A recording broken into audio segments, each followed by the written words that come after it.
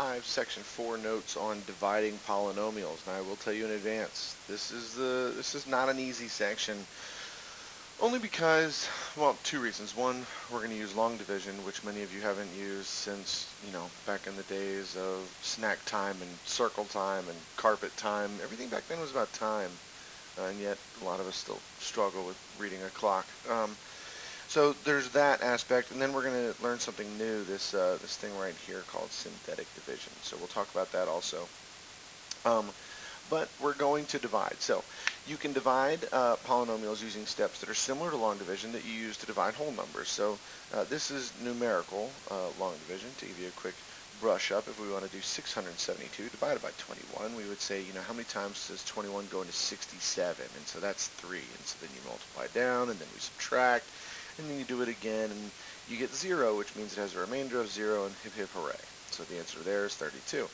Down here, same concept, except for instead of 21, we have 2x plus 1. And instead of 672, we put 6x squared plus 7x plus 2. And so you just really simply, how many times does 2x go into 6x squared? And the answer to that is 3x. Then you multiply that down, and you subtract everything, and you get 4x. Then you bring this down. And so it's the same exact concept, just harder, because we're older, and we don't have carpet time anymore. So let's take a look here. Use polynomial long division to divide 4x squared plus 23x minus 16 by x plus 5. What is the quotient and what is the remainder? So we can have a remainder, so we'll talk about that. Right here, we have the setup. So it's how many times does x go into 4x squared? And the answer to that is 4x, okay? Because x times 4x is 4x squared. So then we multiply here, 4x times x to get 4x squared, and then 4x times 5 to get 20x. Key is here is that when we put our line down, we remember from old school division, we're subtracting. So it's 4x squared minus 4x squared, so that's 0. And it's 23x minus 20x, so that's how we get our 3. Then we bring the negative 16 down. Then we say, well, how many times does x go into 3x? And the answer to that is plus 3. So we multiply on down here, and we get 3x plus 15. So that's minus 3x, and then it's minus 15. So negative 16 minus 15 is negative 31. So the answer is 4x plus 3 with a remainder of negative 31. Okay? And then we can check that. We can multiply x plus 5 times 4x plus 3, and then minus 31 is our remainder. And when we do that, and we FOIL it, and we take that minus 31 right here, then we get what we started with. Pretty simple stuff, okay? So, do me a favor, do yourself a favor, pause the video right here, see if you can divide this by that. Okay, pause the video right here. What's the quotient? What's the remainder? Go ahead and pause the video and do that for me now. Thanks. So hopefully you got the same thing I got. I got 3x minus 8 with a remainder of 0. If you didn't put the remainder down, no biggie, because 3x minus 8 was the answer. If you need help on that one, just put some in the comments below, or tweet me, or email me, or something, and I'll walk you through step by step how to do that problem. All right, so the algorithm for dividing polynomials is pretty simple. It's the same as long division. This is yucky. Don't worry about this. It's just like long division. So just rewind your brain back to younger times. All right. So now we can check factors. Okay. Problem number 2. Check factors. Is x squared plus 1 a factor of 3x to the 4th minus 4x cubed plus 12x squared plus 5? So how would we find that out? Well, we would just see if it divides evenly. Okay. If it divides evenly, it is. If it doesn't, it's not. So key here is that we account for the term that isn't listed. All right, so include these 0x terms. So we put that in. How many times does 3x to the 4th go into x squared? And the answer to that is 3x squared times. So we multiply down, we subtract, and we get this. X squared goes into negative 4x cubed, negative 4x times. We multiply down, we get this. How many times does x squared go into 9x squared? Well, that's 9. So we have that right there. And we multiply that down, and we end up with this. We can stop now. The degree of the remainder is less than the degree of the divisor, so we can stop, okay? If there's a remainder, so it's not a factor. We need the remainder to be 0. Simple as that, okay? Let's take a look at example B. Is x minus 2 a factor of x to the 5th minus 32? If so, write it as a product of two factors, okay? So it wants to know, is it a factor? So again, we use polynomial long division, and we divide, and we go all the way down, and we get a remainder of 0. So the answer to that is, it is. And it says to write it as a product of two factors. Well, here it is. Is that a lot of work? Compared to a problem that you did in 3rd grade, yeah. Is that a lot of work in this class? No. Okay, so suck it up and do the problem. Speaking of suck it up and do the problem, why don't we get to work on 2a and 2b. Go ahead and pause the video right here. 2a is dividing, wants to know if that's a factor. If it is, write it as a product of two factors.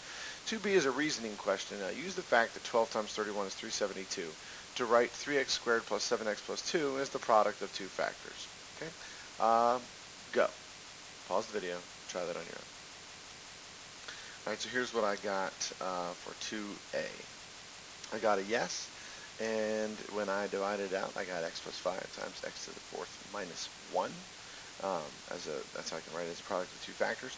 The second one, you got to notice that 372 is like 372, and then so if we want to take this times that and get that, here's what I did.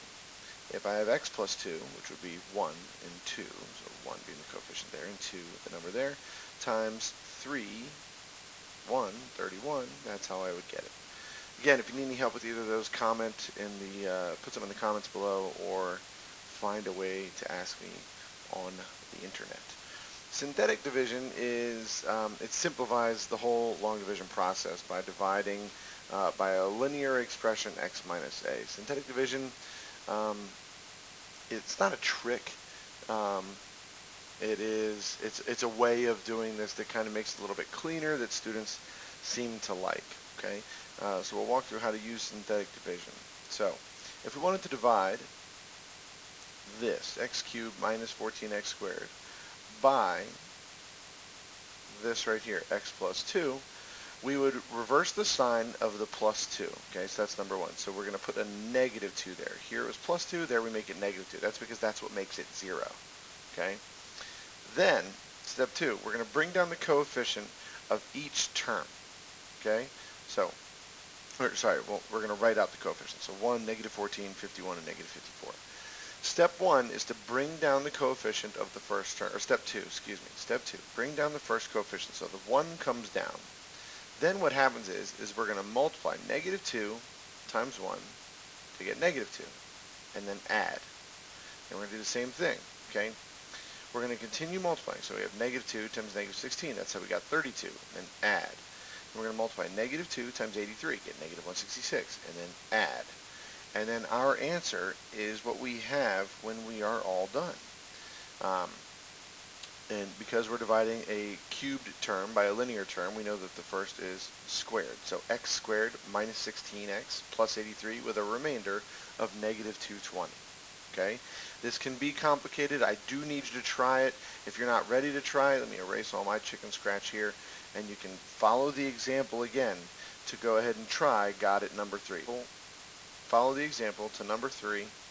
Follow the example right here, and use that to help you try number 3. Pause the video, try it on your own, and then I'm going to walk you step by step how to do this. Walk you through step by step how to do this. Go ahead and pause the video right now, try it on your own. Alright, so here's my setup. Really important step that I want to make sure we see, and that's right here.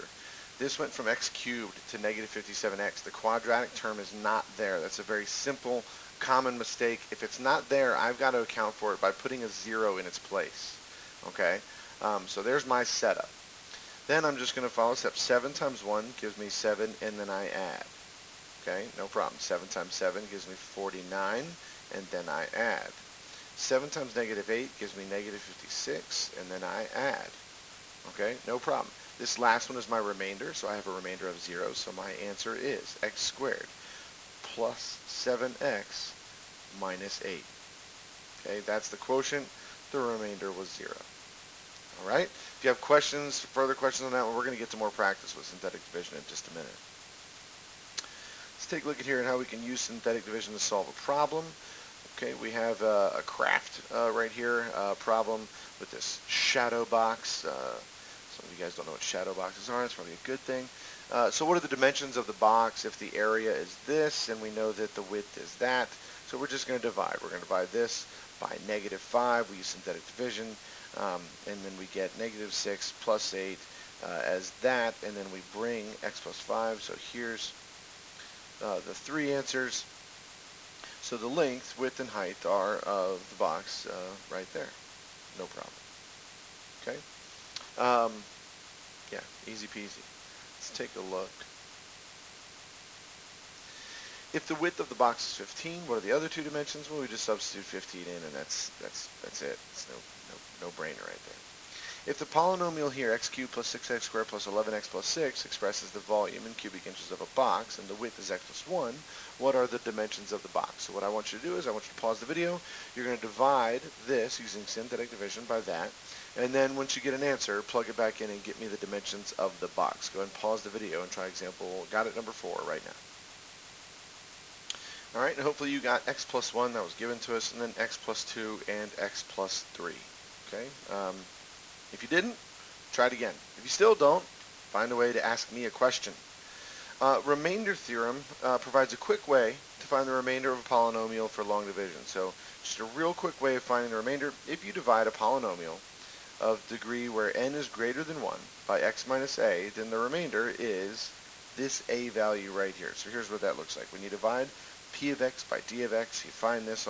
This can get complicated, and we struggle to make sense out of it. So let's look at an example where we don't have all these letters, and we can see this in action, and it's really pretty easy. By the remainder theorem, P3 is the remainder when you divide p of x by x minus 3. Okay, so we have 3 right here. We go through synthetic division, and we get 182. That's it. Okay, that's it. It's just this last term. That's the remainder. No problem. Okay, what is the remainder right here for -4? Now here, one key thing is we're not dividing it by the opposite here. Earlier we took the opposite of what this was because of zero product. Here we're saying what is the function of x at 3. So you're actually using 3. So here we're actually going to use -4. So our setup would be -4, 1, -3, -28. There is no squared term, so that's a 0, 5, 20. Put your line, you bring 1 down, you do the rest. Tell me, what is the remainder of that function? Pause the video and give me that answer. Alright, you've unpaused. This is not meant to be a trick question, but hopefully you got that the remainder was 0. Okay, I don't know why I put a line through that. The remainder was 0. Alright, that's it. That's it for this section of notes. That's it for 5.3 and 5.4. That's all you had to do over winter break. Hopefully that wasn't too strenuous, but I will suggest that if you are struggling with any of those concepts, you find a way to get a hold of me online, ask me a question or two. I can put up some more videos or more examples, or I can give you some practice before we get back. We're going to do all the practice in class. Not too hard. Hopefully it wasn't too painful. I'll see you guys soon. Enjoy the rest of your break.